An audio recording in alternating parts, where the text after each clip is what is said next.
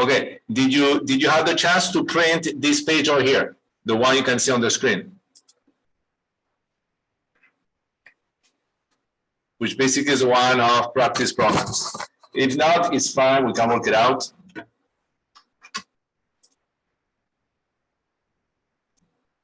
Okay, great. So I cannot hear you. I don't know why. Maybe I can select this. Hold on 1 second.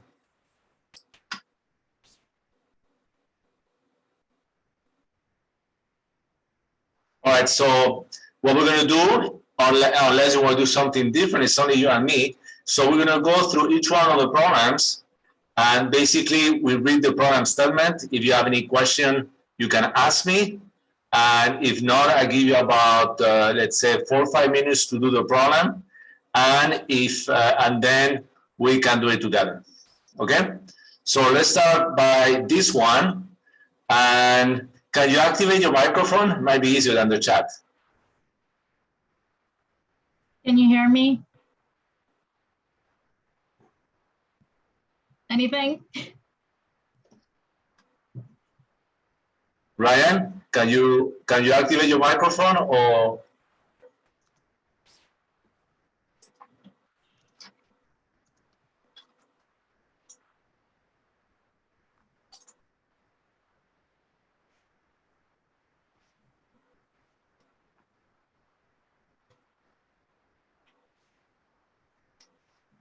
Can you activate your microphone?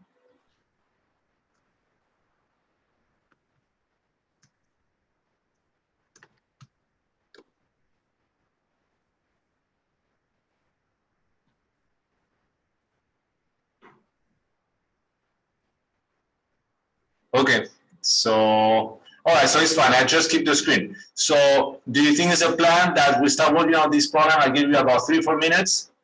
And then as soon as you are done, I give you a maximum of 5 minutes because I want to do as many programs as possible with you. And then we move to the next one. Okay, so we start now. It's 19. Let's do on the 24, 25. You work on this program, and then we do it together, okay?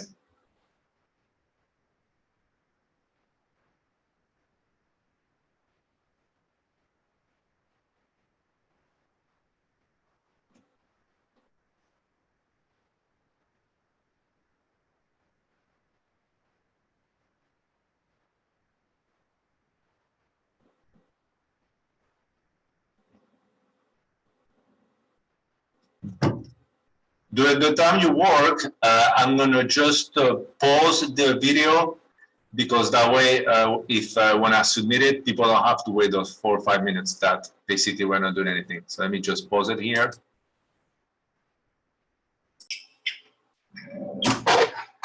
So what happened here? Now it's a split. Yeah, I don't get it. So why is not showing now? Let's look like a picture. Okay. Yeah, right now I'm just seeing the problem, man. the page. But why? Let me try to do this. If that's the problem. Okay. There we go. I don't know. I can see it now. Okay. So sorry, it's too big. I cannot zoom more out unless I raise this one. But let's do it. Okay. So 65. So basically, all these programs, since there are multiple choice, I could do them a lot quicker. But I also want to show you a little bit the process. Okay.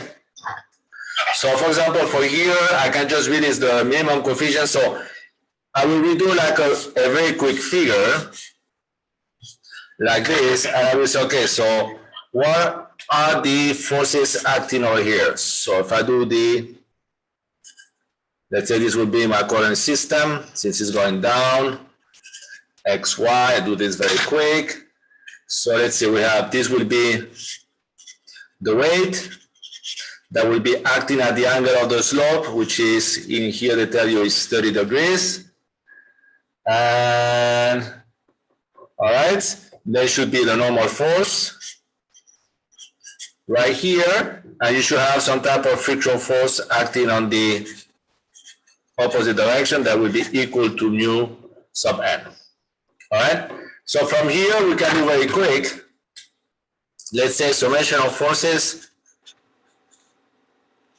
on on the x direction, so since these problems, they ask you for the minimum coefficient of static friction, that means that they want to know what is the minimum friction so that this block will not slide down here. So meaning that we're just going to look at what should be the value of the static friction here, mu, so that this is no motion. So I'll put 0 over here.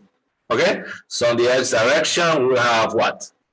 We have minus mu sub n plus mg sine theta equal to 0. And when we do the summation of forces on the y, what are we going to get? We're going to get n minus mg cos theta equal to 0. So from here you can get that n equal mg cos theta. I go and substitute into this equation here.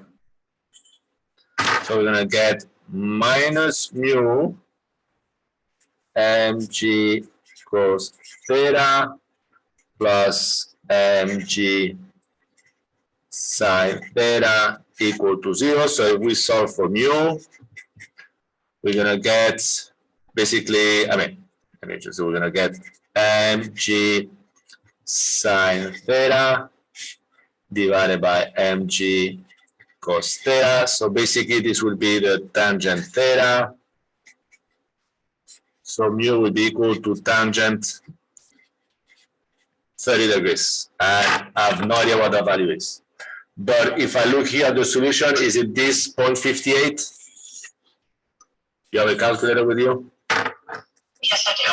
Can you move that notepad a little bit? So, yeah, sorry for that. That's okay. Perfect. Thank you. Let's see if I can move this a little bit up. So you have more view of the page. I mean, if you want me, I just did this one very quick to catch up, but I will go slower from now on. No, it's okay. All right, tan 30 is, let's see, root 3 over 3, which is, just a second. Yeah. I mean, when I look at the handout, they have like a little check mark by the 0.58, so I'm guessing it's that one. Yes. Is that what it is? Yes. Okay. So basically the answer should be A for this one.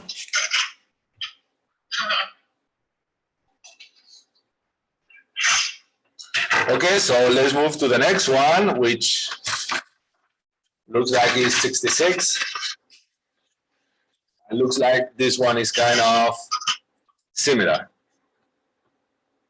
All right, so let's do the figure and see what happens, okay? So 66.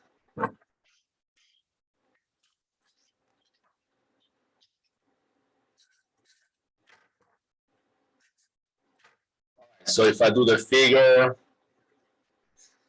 Can you move it up again? Yeah, I have a problem here. I need to be able to zoom this out. I'm going to curve this. We make it work. That's good. Okay, so it should be this way. This is look like this. And here we have our sphere again. Let's say this is the angle theta. All right. And let's see, so they say here, cylinder weighing 100 newtons, so G equal 100 newtons. Rest between two smooth walls, as shown in the diagram. The reaction at point B is, okay, all right. This is point A. This is point B. So basically, if they say this is smooth, it means that it will be no friction. So basically, the reactions at point B should be, let's just call it this way, and some B.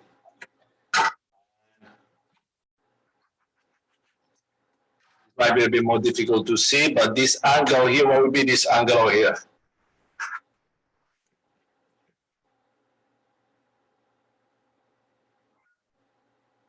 would that also be 30? Yeah, it will be theta. I mean, if what would be the angle if it was here? 0, no? So as you move up, it will be 30 as well, no? Okay? Yes. So it should be 30 over here.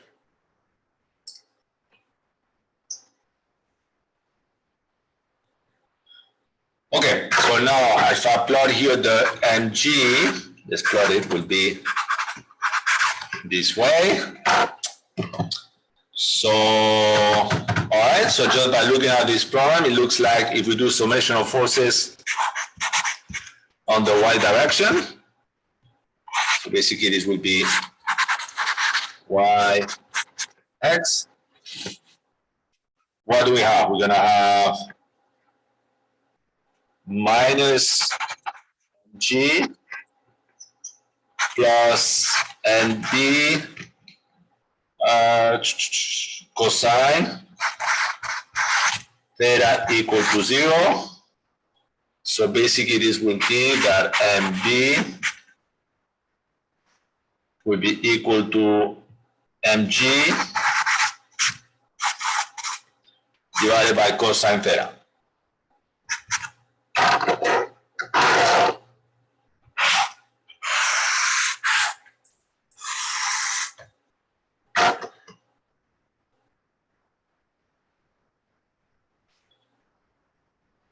And by looking at the handout, looks like they have circled the B, but go and check.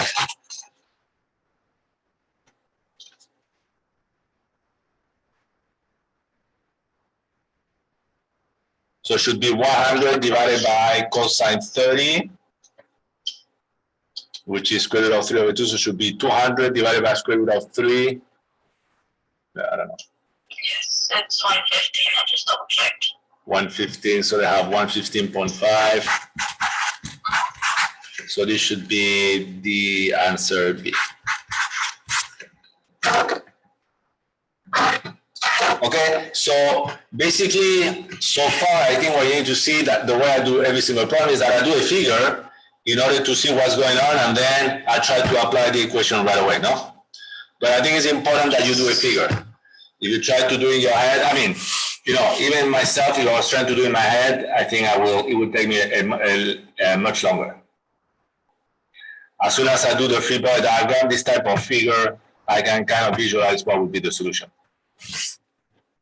All right, so that's it.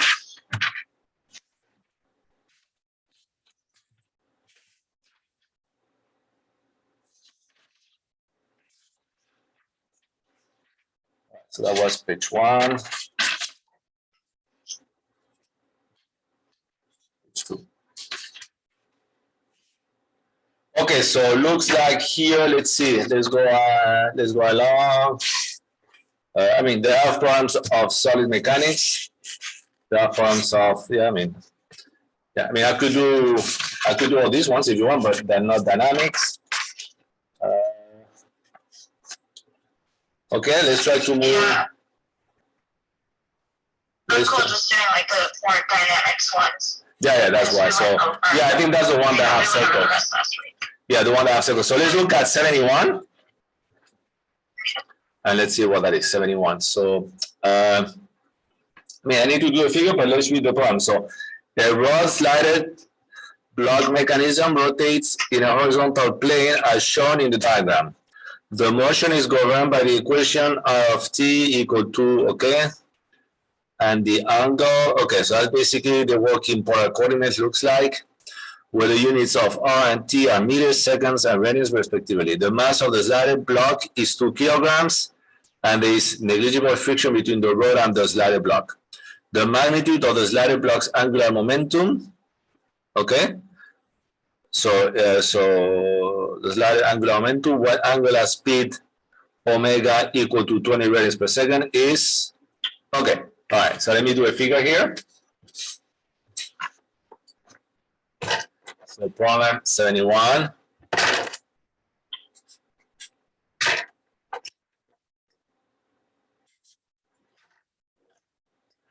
So let's see, looks like, I don't think we need the figure of the slider, but let's do the slider here. I always like to do the figures. So let's see, what do we know? In this one, they give us that RT is 2 cubic T minus 0.5 T squared, and theta of T is T squared plus 8T. Okay, what else do we know? We know that omega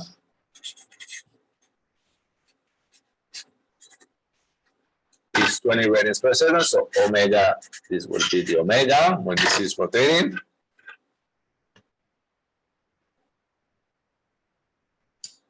Okay, so this problem I think is a bit more difficult than the other ones. Do you know what the angular momentum is?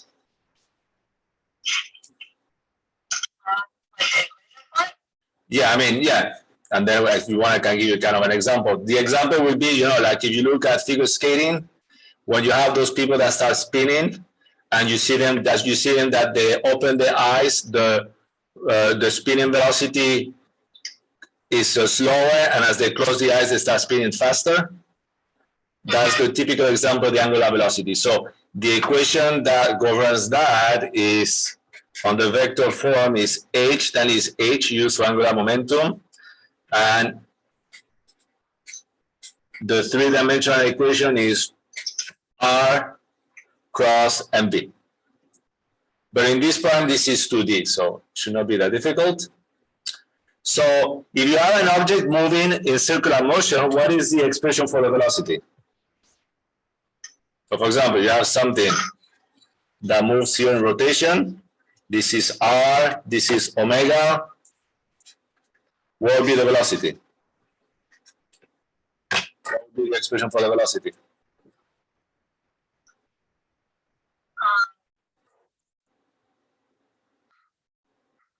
I mean, this one is hard to know unless you use it often, but this one, you should know this one. What should be the velocity? Isn't it just the radius times the angular value that we're given? Yeah, the angular velocity. I mean, if you want, just look at the units, okay? If you have difficulty, what are the units for radians?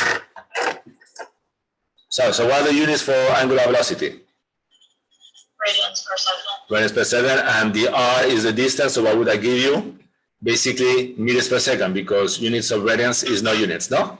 Okay? Sometimes this helps to find the equation. And the same thing for the answer. So here, I mean, it's difficult, but you could figure out maybe from the units if you don't know the expression. So if we combine these two equations, then what do we have? The angular momentum should be equal to r times omega r, but there's no cross product in this case, so it will be, oops, sorry, forgot the m omega r, so a should be equal to m omega r squared.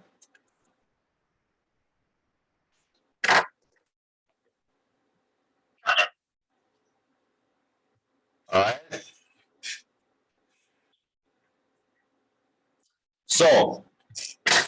So did they give us the mass in this problem? Yes, they give us the mass to be, I think it's 2 kilograms. No, 2 kilograms. Okay. So we know the m. Do we know the omega? We know the omega. So we know this. We know this, but we don't know what the r, because the r is in function of time. Okay. So basically, we need to find the time. So in order to find the time, let's see how can we find the time? What is the other expression to find? What is omega? What is the definition of angular velocity? If you look at the figure, what is angular velocity? Is the, what is it? What is it? It's how the block is rotating. Correct. And the rotation is given by what variable? Theta.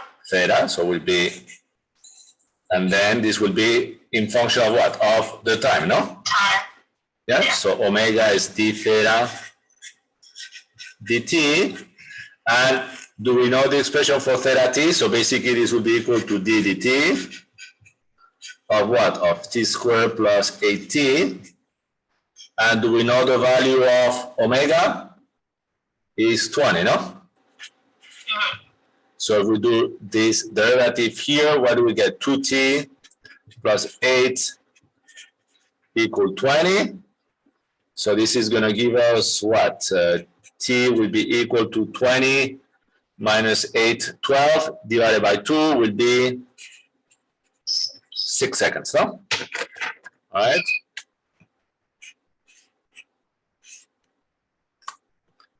So 6 seconds. So now that we know the time, what can we do? We can go back to this expression here and substitute for R, no? So we can find R at 6 seconds will be equal to what? 2 times 6 cubed minus 0.5 t squared. So no idea. You're going to have to do that calculation for me.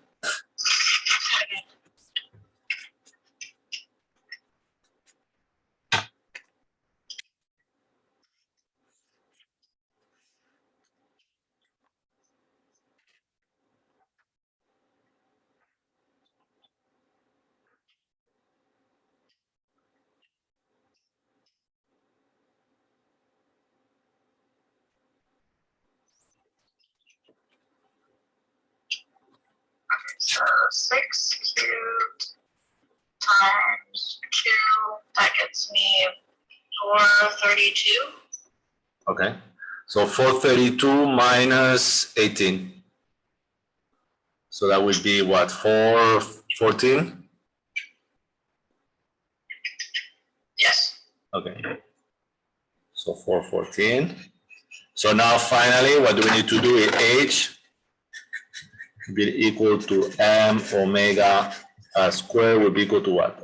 2 times 20 times the 414 squared. And that should be one of the answers over there. A, B, C, or D. Yes, it's A. So 6.85 10 to the 6 and is A. Yeah, so this problem was a lot more involved because there is no way to do it if you don't know the expression for the angular velocity. So far this with no doubt the most difficult one. All right, so let's move ahead. Okay, I mean, wait, did you see the rest? This is what basically the rest. Yes, I got it. You got it? Okay.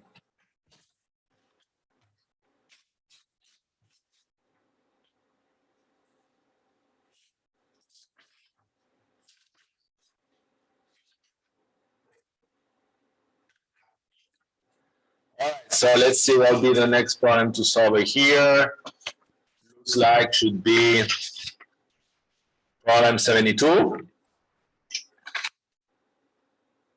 So let's see what problem 72 is the 15 kilogram ball in the diagram above is attached to an inextensible cord, okay? The ball swings in a vertical plane and air resistance is negligible. When the angle equals to 30, the speed of the ball is known to be 3 meters per second. What is the tension in the cord at this instance? Okay, so, all right, let's do this problem. This one is classic from dynamics, so 72.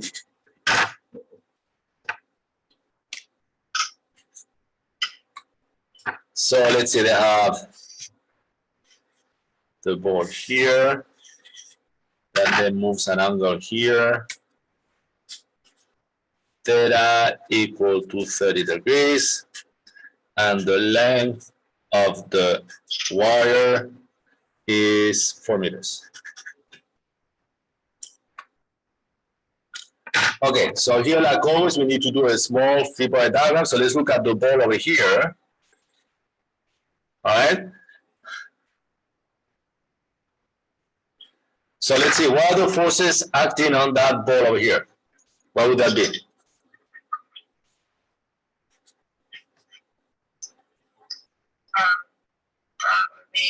The mass times gravity. Okay, and we know the mass is 15 kilograms. So it should be mg. But what else? What happens when you have, so when I teach dynamics, I ask students to do two free body diagrams actually, because when we use the equations, for example, summation of forces, which we're going to be using in this case, equals to MA, you see in this equation, there is two sides of the equation, no? This side is the forces, and this side is what is known the effects due to the motion. It has a fancy name called inertia effects, but basically, if there is no motion, in statics, you only used to do this figure, no? Because this side was zero. But in dynamics, I have to do both of them. So what is the force we are missing over here? The velocity. No, the force. What is the force? What do we need to find in this problem? Tension. We need to find the tension that will be in the direction of the rope. Okay? So now, let me try to make, I think, will it be easier?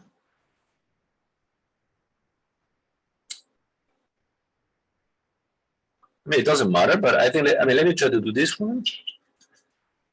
So let's say we use this reference frame over here, this coordinate system, X and Y, and this angle here will be then theta again. All right, now comes the question. The reason I choose this in this direction of the code is to simplify the stuff. So now, this should be subjected to what? This should be subjected to two types of acceleration. You know that when you have something moving in a circular motion, what are the two types of accelerations you can have? Angular. You can have one that's maybe is the one you refer at, which is the tangential. No, that should be, so for example, tangential to the motion. If you want, this will be M, A tangential. We don't know. And then it should be another one that will be what?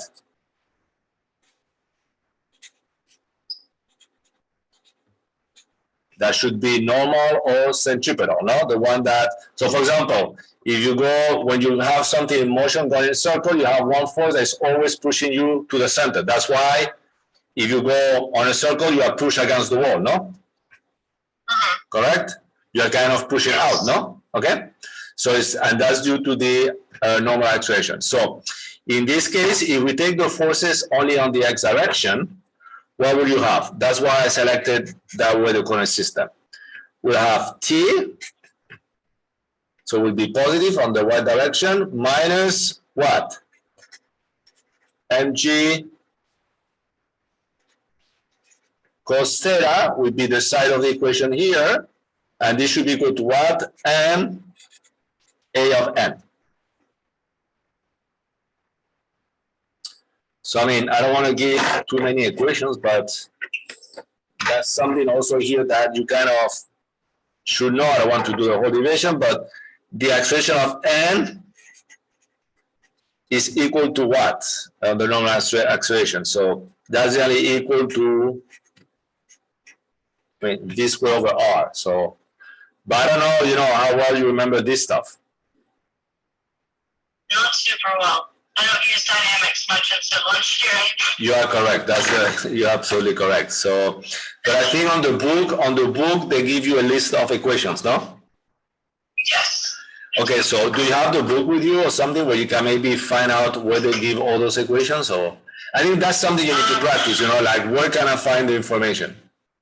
For sure. Yeah, there's a booklet, and I'm pretty sure it's broken down into each of the sections on the exam and the equations you'll need for each section. Okay.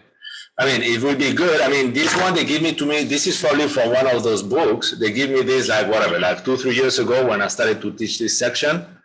But that's basically all I have, you know, it's like, and I'm guessing they have the same thing on the new one. So try to redo this problem, but you know, force yourself to have to find the equation on the book, because the day of the exam, you wanna, you know, you don't want to lose any time. So anyway, so this will give you what? T will be equal to what? Mg cos theta plus M v squared over r. so that if we do the numerical application, what do we get? Let's see. What is M? 15. Gravity will be 9.81 cos 30 plus 15. And did they give us the velocity? Oh, yeah. Yeah, 3 meters per second. 3 meters per second. Okay, so times 3 squared. And what would be R in this case? 4. 4. The Okay. length, right? Yes, correct.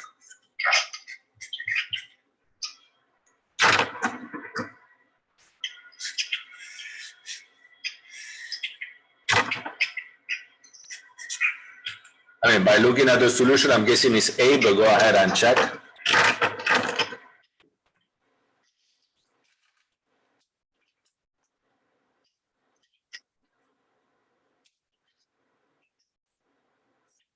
Oops.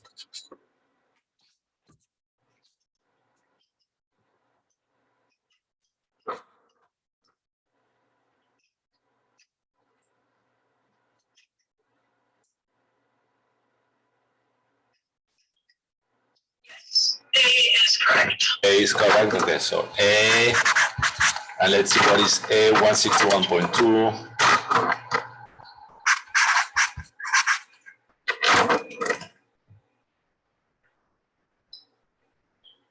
Okay. All right, so the next one looks like that will be 73. Will be kind of similar. You want me to do it, or you want to try to do it on your own, this one, and then we do it together? It's up to you. Okay, what about you try on your own this one for 4 or 5 minutes, and then we do it together if you. But it looks to me like it's the same. I mean, I don't know. I haven't read the problem, but looks to me like this one is moving. It's gonna go on top of the hill. It's traveling a hill that has a parabolic shape. The section of the hill near the crest has a radius of 61, as shown in the above diagram. Wind resistance is negligible if the speed of the automobile is 18.3 meters per second at the crest of the hill. The apparent weight of the system at this location should be, okay. So what's gonna happen? What's gonna happen at that location? Just think about what happened in real life. If you go here and you stop over here, let's say you were stopping at the end, at the top over here. What should be your weight? Your weight should be whatever is the weight of the car plus your weight, no? But if you are moving, what's happening over here? At the top, will you feel heavier or lighter as you go up by the top? Heavier? I mean, what happens if you go on top of a jump? What's going to happen here? I mean, if you go on top, let's say you were driving and you go up, what's going to happen? What's going to happen with you on your seat? Oh, you're going to feel like more pressure, kind of. I think it's the other way around, no? If when you are going down, for example, if you go downhill, no? Like if you go this way on a curve, Yes.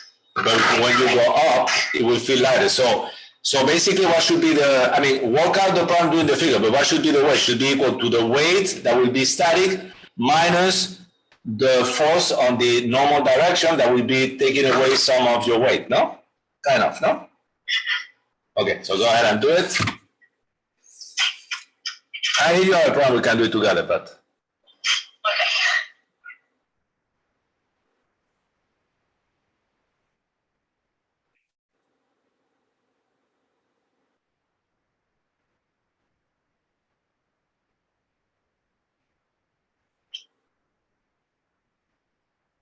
But it's the same as the one we just did. Okay. Very, very similar.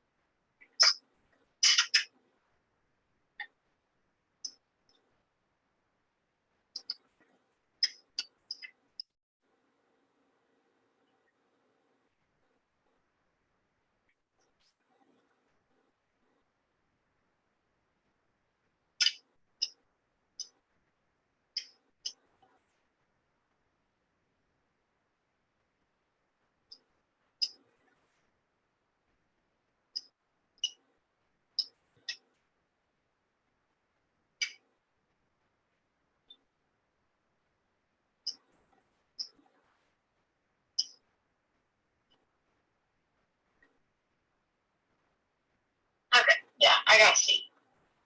So you got it?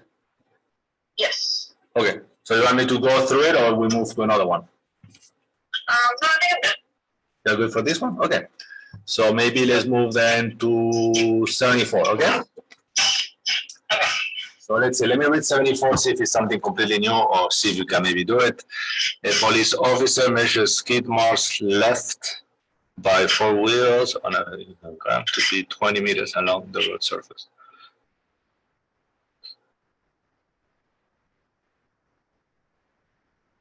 .8 and the car had 40 kilograms. Okay, so no, this one, we haven't done one similar. Okay, so let's just do it. Okay.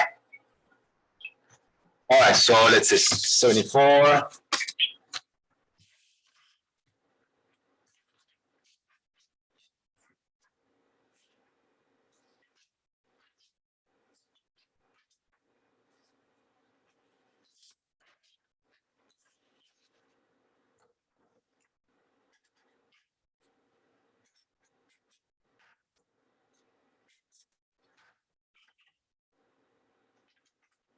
All right, so let's do the figure here.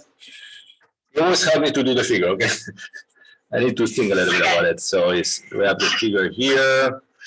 Here we have our car. Not a fancy car.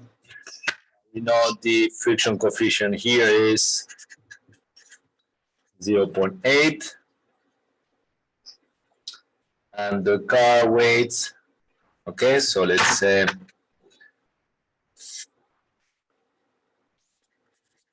mg, they tell you that m equals 700 kilograms, and that the mark left are 20 meters. Okay, so let's say here this is a distance from here to here, d equal to 20 meters. The angle here, theta equals 3 degrees. So basically, once we select, this reference frame here, this angle here should be theta.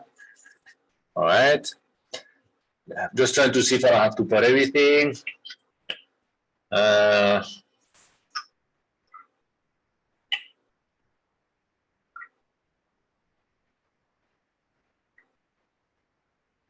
Okay, we might have the normal force over here, and I will have a friction force over here for the breaker. That will be assumed to be equal to mu times n.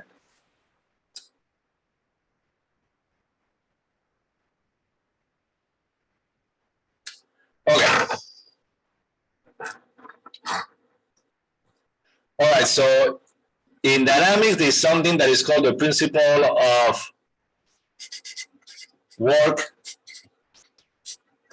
and energy, which basically is the same thing as summation of forces equals to ma, but without doing the derivation, you can rewrite this equation as summation of forces dr equal to 1/2 mv final square minus 1/2 mv initial square, where this is what is known as the work, and this is what is known the change in kinetic energy. Okay, so over here, what is the work? What is work? Work by definition is, in this case, what is work from this equation? Would be force times distance. Okay? Okay, this is for once you integrate dr, it gives you the distance. So what is the force on the x direction? So on the x direction, over here, which is this one here going, maybe I need to reduce a figure here. Too much going on that one. So basically, let's say we have here this is the y. This is, let's say, the x. And what were the forces acting here on the x? It was just the friction force, but that we know that will be equal to mu sub n, no? And then n, we know is acting here, and that mg here is acting at an angle here of theta, no? Oops, I know you can. Yeah, moving up. Sorry for that. Okay, thank you. So, okay, let me do this in. So, if we look at this equation on the x direction, what would be the work done by the friction force? Would be friction force. What is the friction force times distance will be equal to what? Will be equal to the change in kinetic energy. Now, what is the value of the friction force? Will be mu sub n, and what is the distance? What is the distance that they give us? Is 20, so will be the letter D, no? Yes. All right. So now you can do the same as before, but what is n? Do you know what is n from this figure?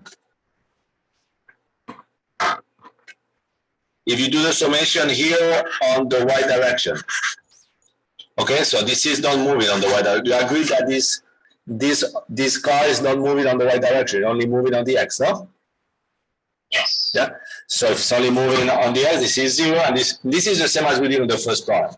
So this will give you what? N minus mg cos theta equal to 0, which means that n is equal to mg cos theta.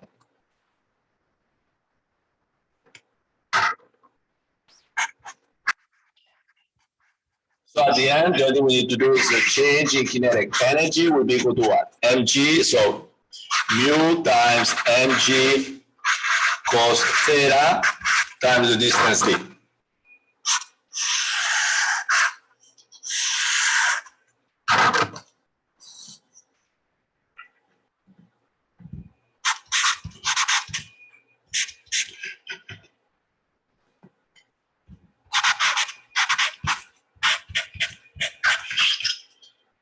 So if we do the numerical application, this will be what? Let's see, 0.8 times, what was M? 1300 times 9.81 cos 3 degrees times 20.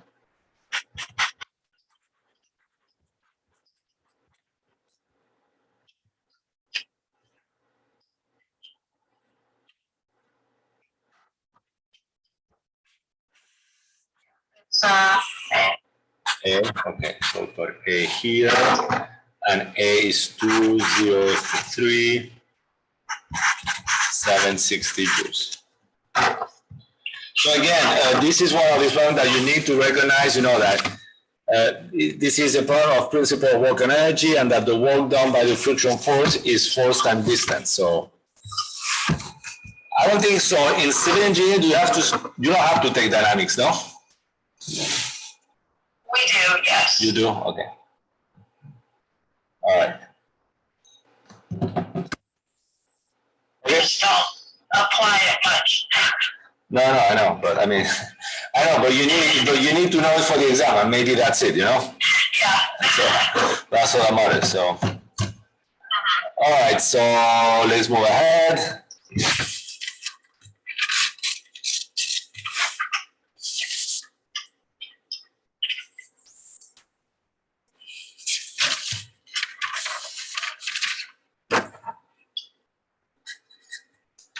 Page 5.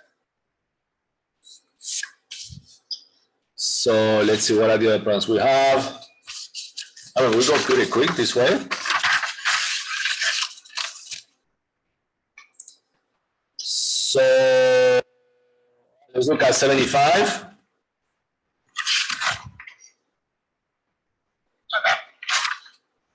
All right, so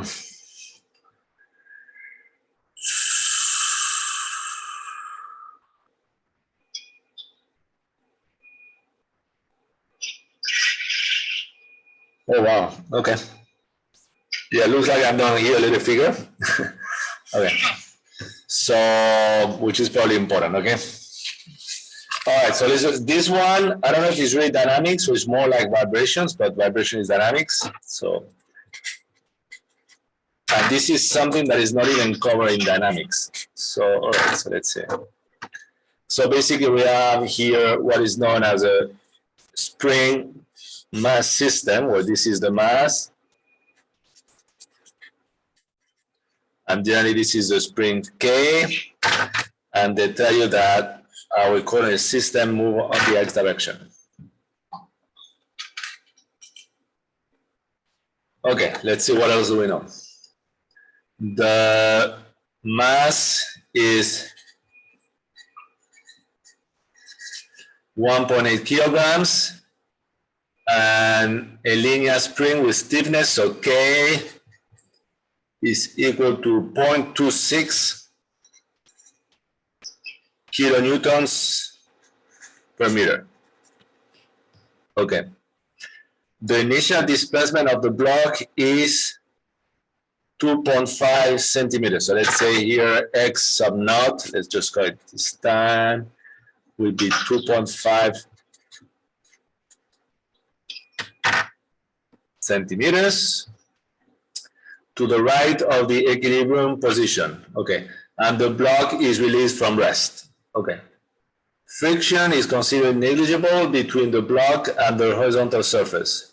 The period of vibration is necessarily what? Okay, so yeah, we need to do that little figure that I've done at the bottom, so let's just redo it. Yeah, again, this one can be difficult, so, but all right, so the reason I'm doing here circle is not because it's so bold or anything, but just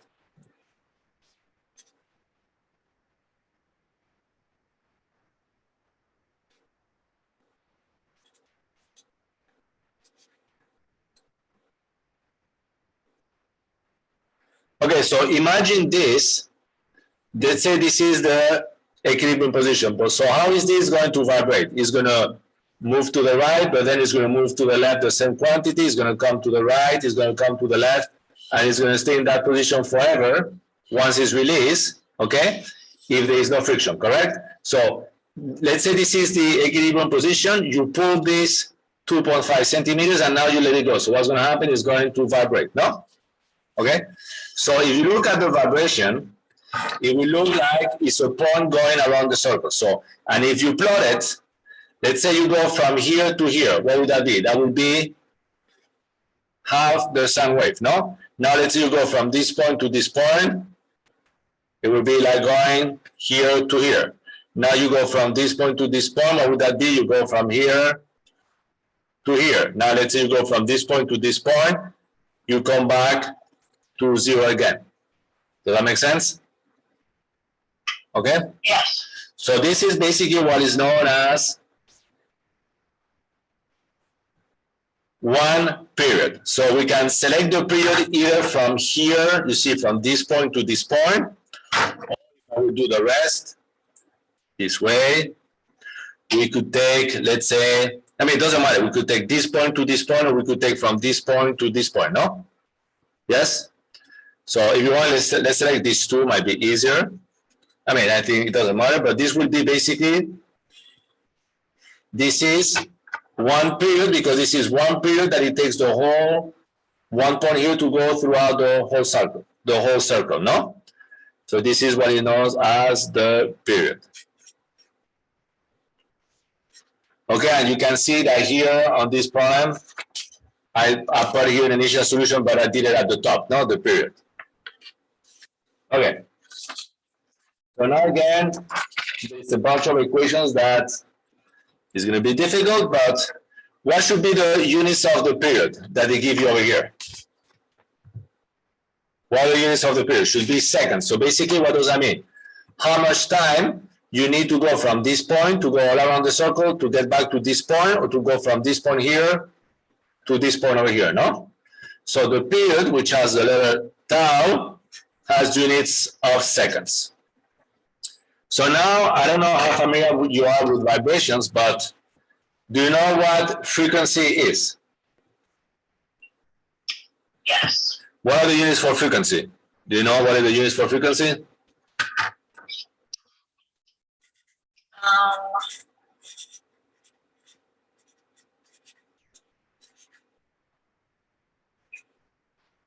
I mean, Jai units. Just like hertz or something Hertz, like that. correct. That's perfect. Hertz. But what is 1 hertz? Really, 1 hertz represent what? 1 hertz basically One is over the time you have. 1 over the time, so 1 over seconds. Okay, I put seconds because I don't know. I like to write this one. So basically, really, what we have is that the period is the inverse of the time. No, when you just look at the units.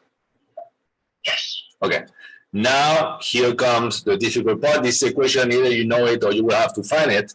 The frequency for a spring mass system is given by the expression 1 over 2 pi. Let me change this a little bit. Maybe it might be a little bit easier. The frequency will be the angular velocity at which it goes, let's see, divided by 2 pi. Let's see if that makes sense. So basically, what does that mean? Omega represent what? The angular velocity, no? Correct? Which this is moving, no? Or this is moving from right to left. And what is 2 pi? 2 pi represents the whole distance, no? Yeah. Yes? Okay. So basically, the frequency is how much times it takes for the velocity to do 360 degrees or 2 pi. Okay? Now, the angular velocity omega here, which is the natural frequency of vibration, is given by, so this is equal to 1 over 2 pi, and this omega here, this expression here, is given by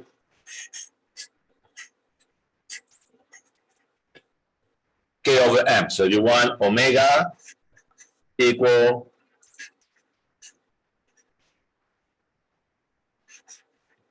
this is something that you need to know, okay? Or you need to be able to find it on those tables. Yes. All right, so now that we have done this, everything becomes a bit just to substitute. So basically we know F, so we know tau equal 1 over F. So this would be equal to what? If we do the inverse of that, that should be equal then to 2 pi.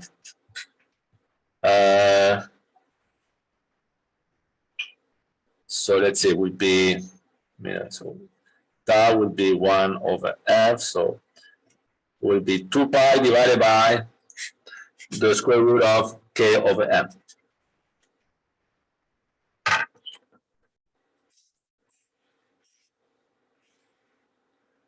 So if we do a numerical application, what are you going to get? 2 pi divided by the square root of k, which is 1.8. And now you need to be careful here. What will be, 1.8 would be the mass. What would be k? 0.26. But what are the units? This is? That's kilonewtons. So what do you need to do then? If it's kilo, you have to multiply this by 1,000, no? Yes. So this will be then 260.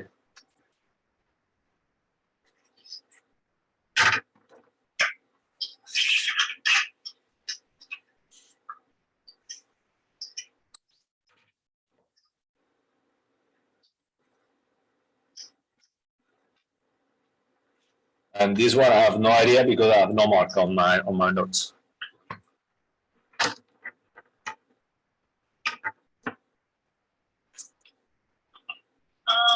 Let's see. I have it as D.52. Is it D? Okay.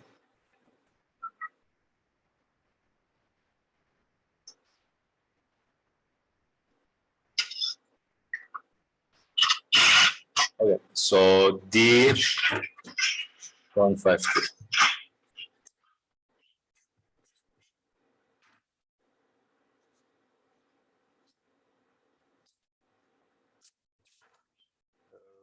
Okay, so yeah, this one was difficult.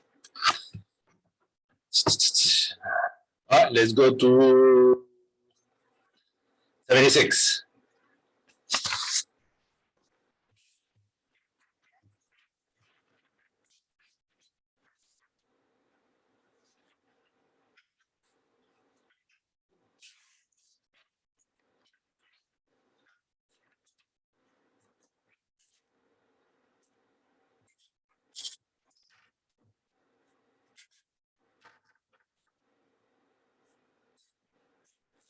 Okay, so let's see what 76 is. A tractor wheel has a diameter of 1.5 meters and rolls with a constant angular speed of 120 revolutions per minute, as illustrated above. Okay. The speed of point P measured with respect to the center C of the wheel is, okay. This one you might be able to do on your own. If you remember, what was the expression you had for the velocity of something moving in circular motion?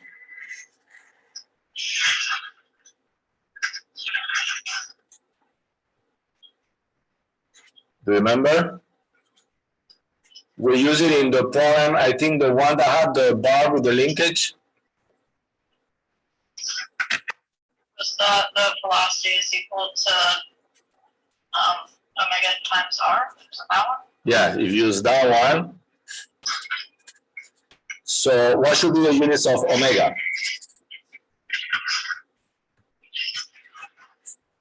Radians per second. Radians per second, but here instead of giving you radians per second, what do they give you? Meter. Well, radians per meter. No, yeah, radian. It's not radians, it's revolutions per minute. But yes, if you want to look at it, so maybe in this point, basically what you need to do is to find the velocity of point P, no? So velocity of point P will be equal to the V times, so V, the velocity of P will be omega times R. What will be R? 0.5. 0.5, and what will be omega? So you need to transform the omega is given to you, but you need to transform it into radians per second, no? Okay. So try to do it because I think it's pretty simple and I do it very quick then.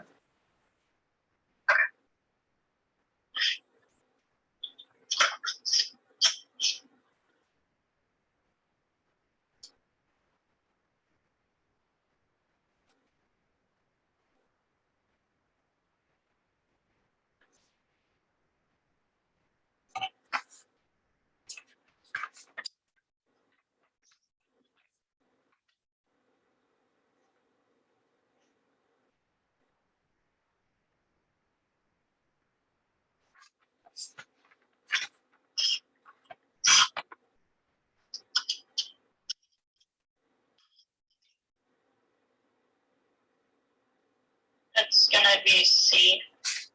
Is it C? Okay, I mean, let me do it very quick. So basically, what do we have? We have omega equal 120 R. So this is revolutions per minute. When we do the unit transformation, what do we know? One revolution is 2 pi radians. And then what do we have? We need to eliminate the minutes. 1 minute is 60 seconds. So what do you get for this? You're at 12.5. 12.5 what? It would be, so it should be, let's say, 120 divided by 60 will be 2. So this should be really equal to 4 pi, yeah, which is 12 point something, no? Okay, so 4 pi. So now Vp will be equal to omega times R, so it's equal to 4 pi times 0.5. So basically, Vp will be equal to 2 pi, which is, yeah, C, no? 6.3, is that what it is? Yeah, okay. So 2 times pi will be whatever, 6.3. A little bit more, but.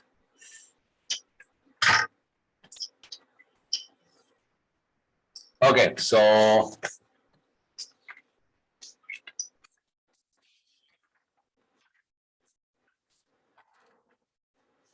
Problem 77.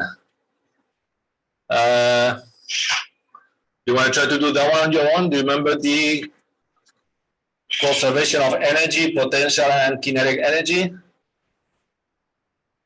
Let's do that one together. Okay, it's fine. You know, I don't have any issue. I'm at 10%, so if I cut off, it's because my battery died. I will go get the charger. Okay. So, all right. So let's do this one. 77.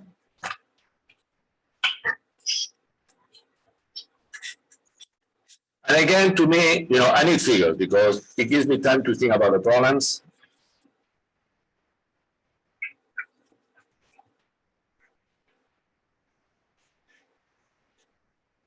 With who did you take here dynamics?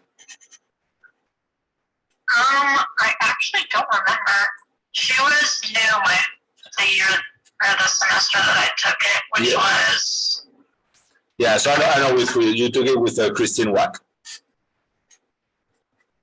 With Christine. Was it a woman? Yes, it was. Yeah, it was Christine. Blonde, extremely fit. She's kind of like very blonde. Maybe it was. I'll have to look back. I can't quite remember. Okay, I mean, I think I don't know. But basically, let's see, we have the mass over here. This is point A. This is point B. So without giving too many details, I want to try to do it. So we are here, and there will be, let's say, here, no? So let's see, and we know this is 3 feet. So it will be 3 feet. All right, so let me go, I like to use letters instead of stuff. So let's see, what do we know? The 5-pound block, so M equal 5 pounds, illustrated above, is released from rest at point A and slides along the frictionless circular surface AB. It then continues to move across the horizontal surface without friction and proceed to strike C. Okay, having a stiffness of 40 pounds per foot. Assume that the spring is initially undeformed. What will be the velocity of the block at the instant when the spring is compressed 3 inches? Okay, so the spring here is going to compress. So let's call that compression force over here. Whatever, let's say here would be X would be how much? 3 inches. Okay, so we need to go. So what's happening between points A and B? So do you remember the conservation of energy here, or do you want me to kind of derive it? All right, so in this point of view, let's say we select this to be the reference for kinetic, for potential energy.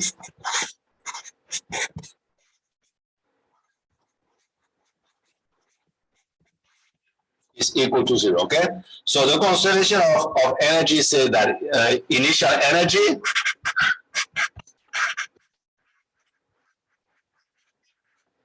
is equal to final energy. Okay? So what are the 2 energies you are familiar with? Which are the energies you can think of? Potential and kinetic. Okay, so potential and kinetic, okay? So if this is the 0 potential energy, what will be the potential energy at here, at point A? It would be all kinetic energy. No, it would be at point A is, what is the velocity of point A? It would just be gravity. So just be, so what is the expression for potential energy? MGH, no? Yes. So this is at point A, if you think about it, okay? All right? But what is the velocity at point A? 0, no? Okay. Now at point B, what would you have? You have mGHB plus 1/2 mVB squared. But what is HP? What will be the height over here? 0. So this term will be 0. So basically this expression I was going to tell is that at the beginning, all the energy is due to kinetic energy, mgh, but at point B, you have transformed all that potential energy into what? Into kinetic energy, which is 1/2 and VB squared. Okay, so if we do this calculation here, I'm guessing we need to find, so this cancel out, we know G, we know H, we don't know VB. So from here we can solve for VB. VB will be equal to what? Square root of 2GH.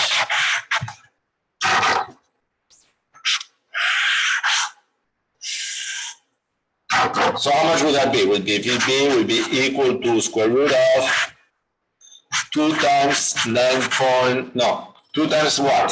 What type of units are we working with in this problem? We are working with English units, no? So what is G? What is G in for the English units?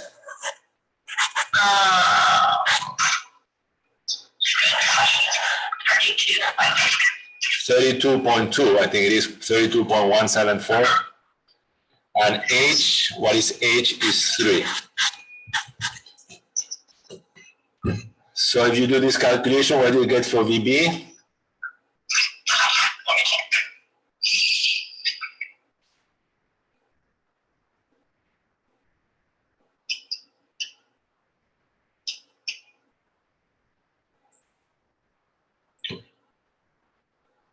I got 13.9.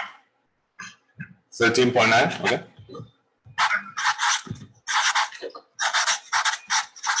Okay, 50%. Okay, so let's see, what do we need to do in this problem? So what do we need to find? What will be the velocity of the block at the instant when the spring is compressed 3 inches? Okay, so now, now that we know VB, and basically there is no friction between B and C, we can find the amount of energy at point C should be the same as the amount of energy at point B, no? There is no friction. So let's find out what should be the amount of energy at point C. So everything should be kinetic energy. So let me put this here, put this step in the column. So page 7, let's say at point C.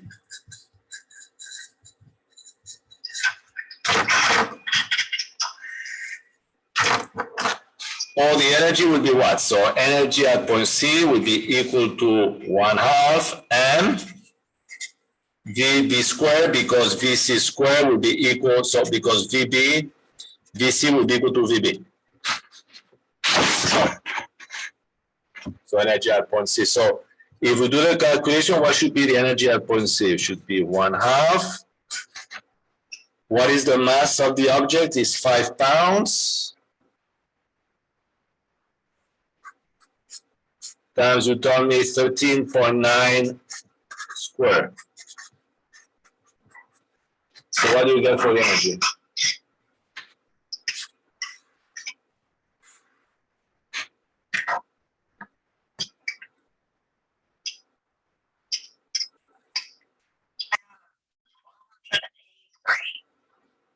$483.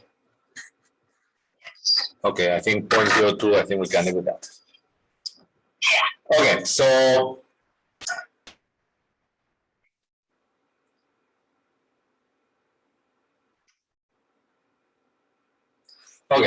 let's see how can we explain this. So now we have point C over here.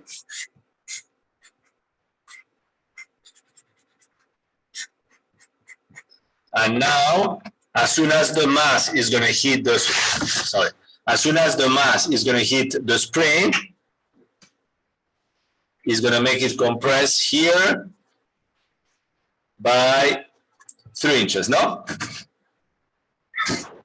So what does that mean?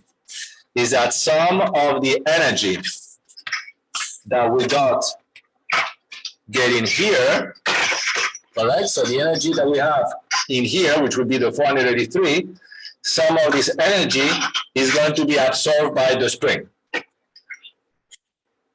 Correct? Yes. Okay, so let's see how much energy will be absorbed by the spring. So what is the expression for the energy on a spring? What is the expression for the potential energy of a spring?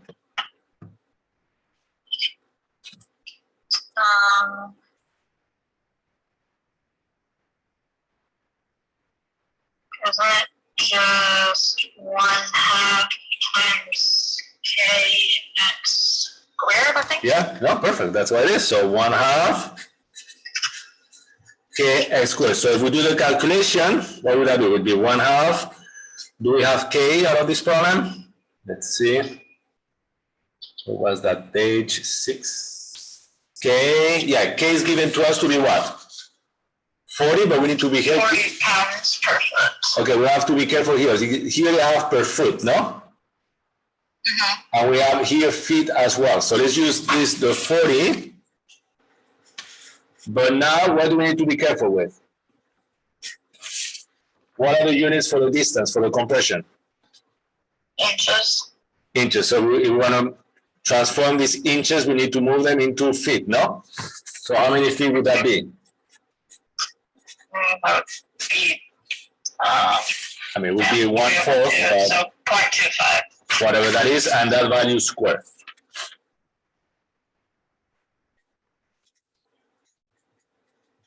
So what should be that value?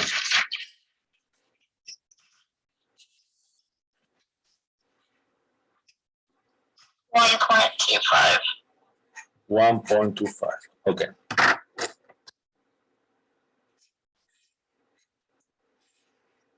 Okay, so now the energy available for this to move, to still keep moving after compressing 3 inches, how much would that be?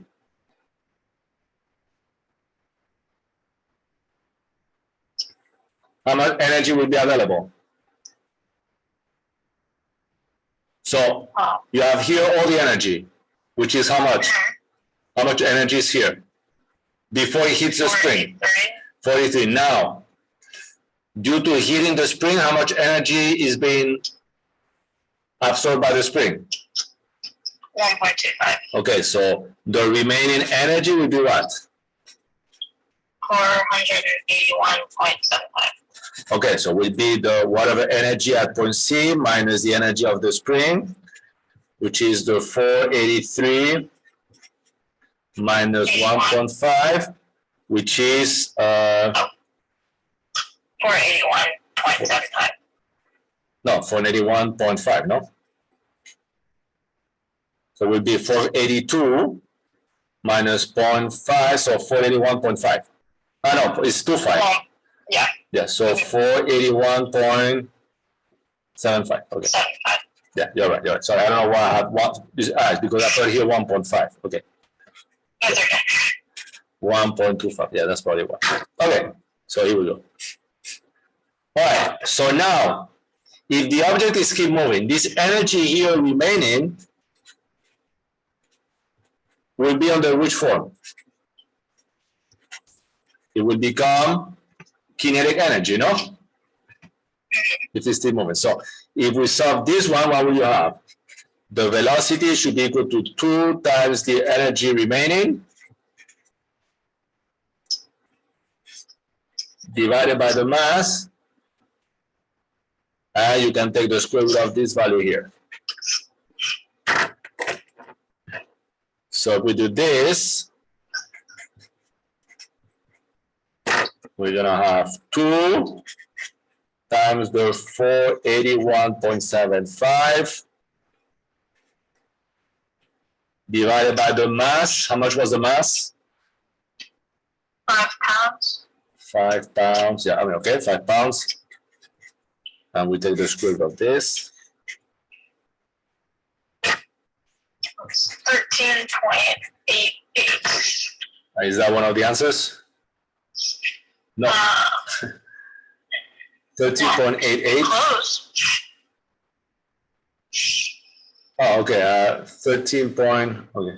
So 13.88. Okay. So the only one that is close is C, no? Yes. But it's not that close. So maybe probably it's on the roundoff or some other values here. Yeah. But I mean, I think our answer makes sense over here. Mhm. Okay. All right, let me organize all my other pages because I have a mess here. Okay. All right, let's see, 7, 6. Because then I'm probably going to scan all this stuff and I will put it on Canvas. I should keep one of these copies. That way I don't have to redo all the programs every single time. What happens is I don't like to copy. I like to redo the program. So it's like with my class, I do the same thing. Otherwise, it's boring. Yeah. 1, 2, 3, 4, 5, 6, 7. All right. So let's see if there's more problems that we can do.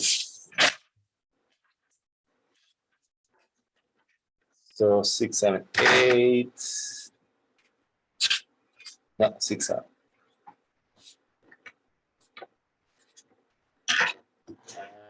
8. So let's see.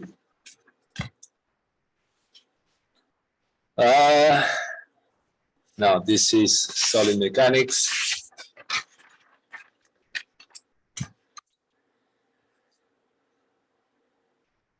This is fluids, which I think we'll be doing next week. This one is fluids, I think, as well. This one is electrical. Okay.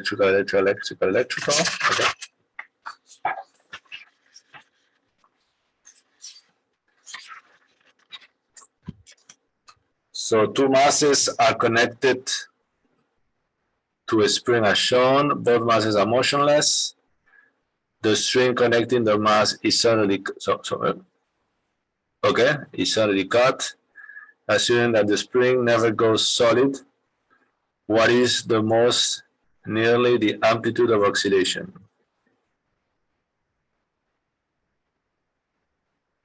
Okay, we can do that one. Right now, I have no idea how to do it, but maybe we can figure it out.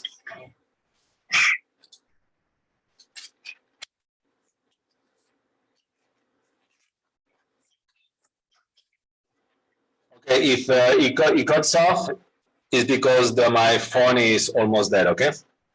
I have 1%, so. Okay, so let's do the figure for this program.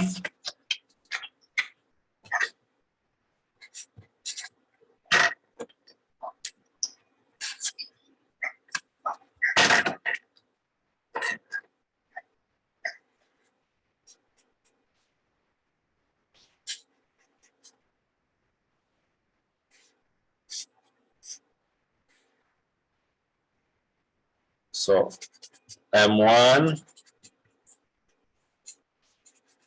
is 5 kilograms. M2 is 2 kilograms. And this is M1. And this is M2.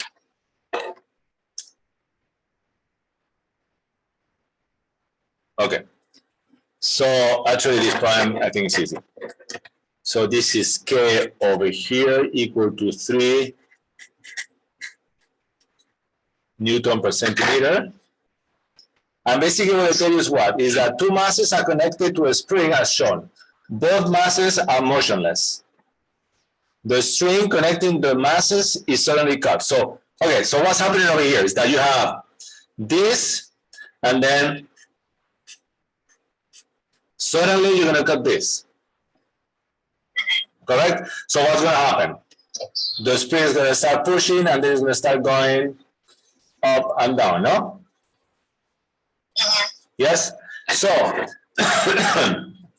Let me give you here one equation. What should be the force on the spring? What is the expression for the force of a spring? You know that. What is the force of the spring?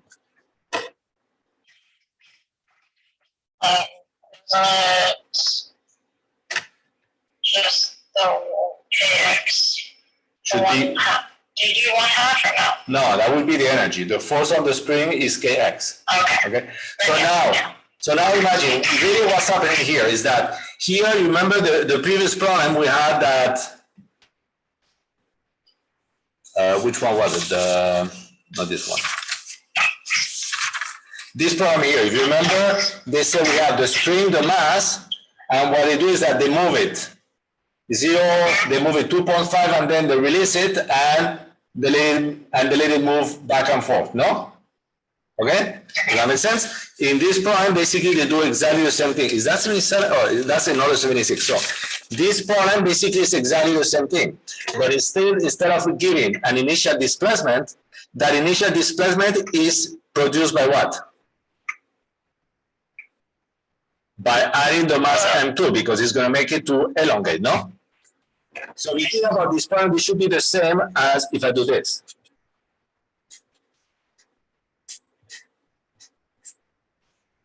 M1, and I say that over here was some initial displacement, no?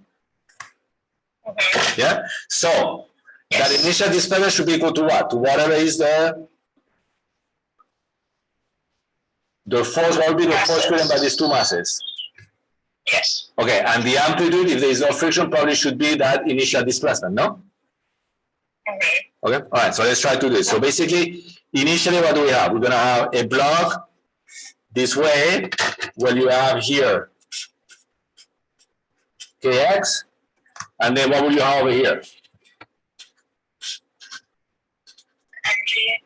mg, but what would be the masses? Should be, initially, would be the 2, no? M1 plus M2 G.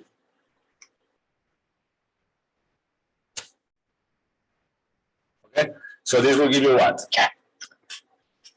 Kx minus M1 plus M2G equal to 0. So X will be equal to what? In this case, will be equal to M1 plus M2G divided by K. So if you do this calculation, what do we get?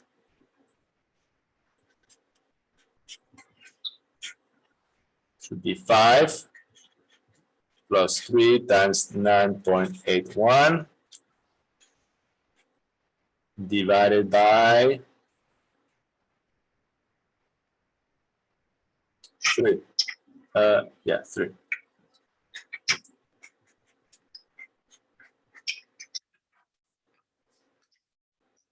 26.16.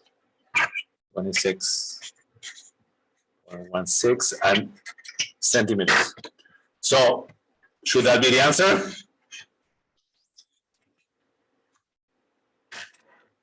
No, wait. Yes. Yeah, I mean, does that make sense or not? Yes. Yeah, it makes sense. Okay, it's the initial. So the deformation will be equal to the initial deformation to which we pull, which in this case is the 26.16. Is that one of the answers? Is D, no? Yes. Is D. Okay, so it looks like it's D.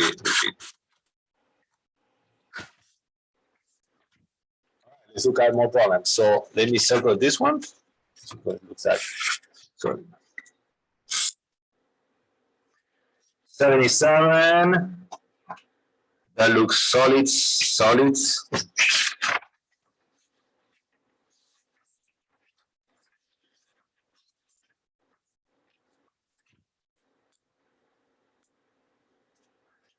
So 70, you think dynamics or statics?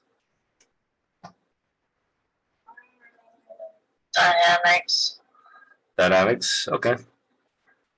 We can try that one, do 70.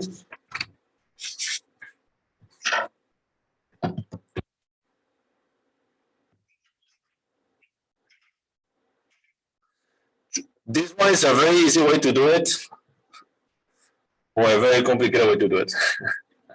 So I try to think for a minute about it, and then I give you the answer. Okay. This one, a bunch of this page looks like there are dynamics. Okay.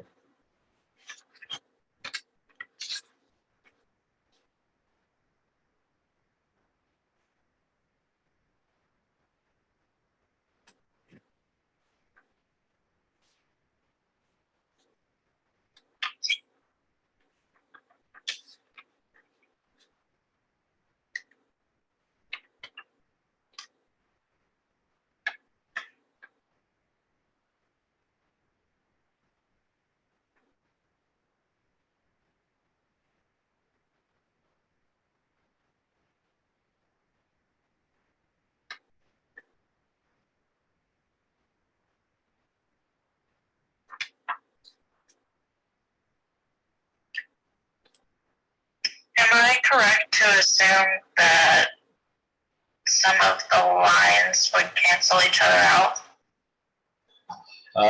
You just need to think about which one of these lines will really be in tension, which one will be resisting the weight. The last one, the one that's connected right directly to the block? Yeah. Yes, the one is connected there. And actually, I was just thinking about the one we did before.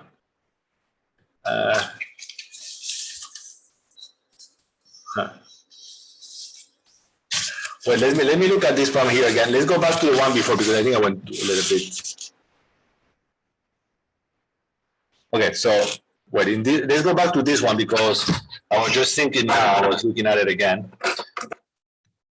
So this would be, let's see if we get something different. This would be for M1 and M2, no? But once you cut, you still have M1 left. Yes. So now if we have M1, so only M1, no, only M1, then what do we have? We have K, let's say this one will be X bar minus M1G will be equal to 0, so this will give you X bar will be equal to M1 divided by K, which is what? 5 times 9.81 divided by, how much was K? 3. What do you get here for X bar? 16.35. 16.35? Okay. Yeah, so I think at the end, the amplitude should be equal to the difference between these two, no? So it should be 26.16 minus 16.35. What do you get? 9.18 or 81. 9.81? So gravity? Is that one of the answers? Yeah. Is that one of the answers? Okay. Okay, so I think that is, yeah, I want to be too quick before. I think this is the answer for this one, okay? Sorry for that. I was just thinking about it as you were, I was telling you to work on the other one.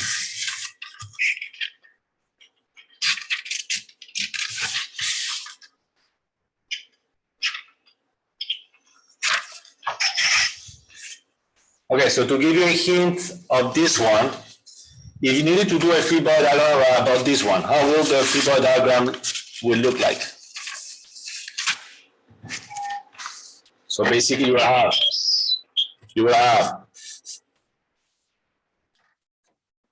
the M over here, and now what you need to find out is how many tensions will be pulling up, no? Yeah. So what is the function of the pulleys? What is the function of the pulley? To not have so much tension on. So you don't have to lift that much, no? Yeah, Okay, so makes it lighter.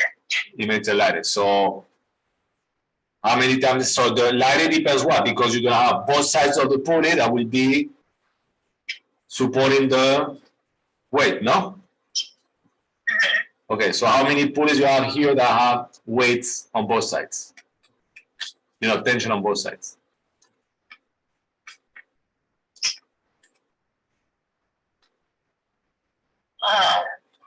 The small, I guess the one closest to the block.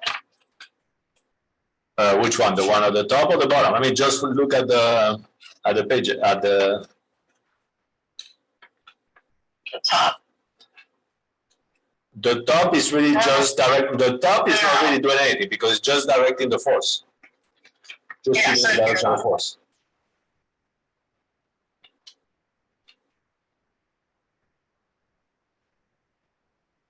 The bottom one would be half the tension. Okay, so the bottom one we have, and what about the one that is attached to the lower wall? The one up top? Is that what you're asking? I mean, this one we agree that will be supporting half and half, no? This one. What about this one? Or what about this one?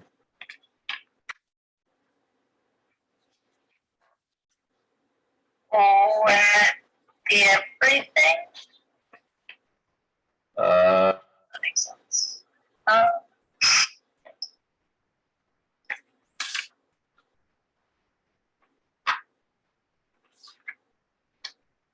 So the top pulley and the middle one are half and half. So that Okay, makes so the other one, okay, so if it's half and half, then what, how much would be? I mean, you have the answer there.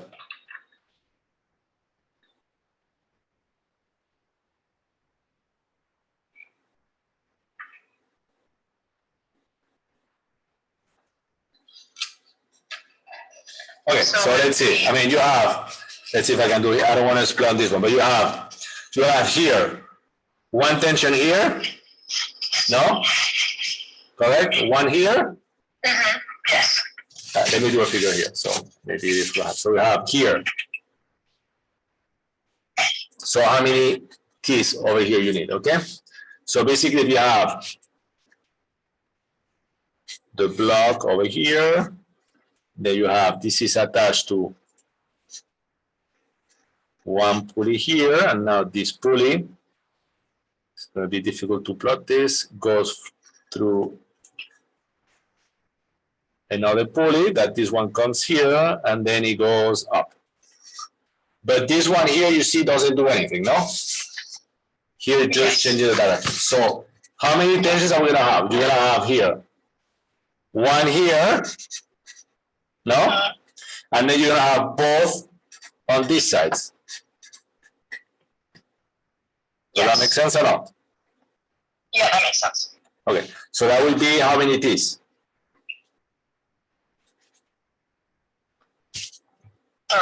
3. So we have at the end, 3T will be equal to mg, or the tension will be equal to T equals mg over 3.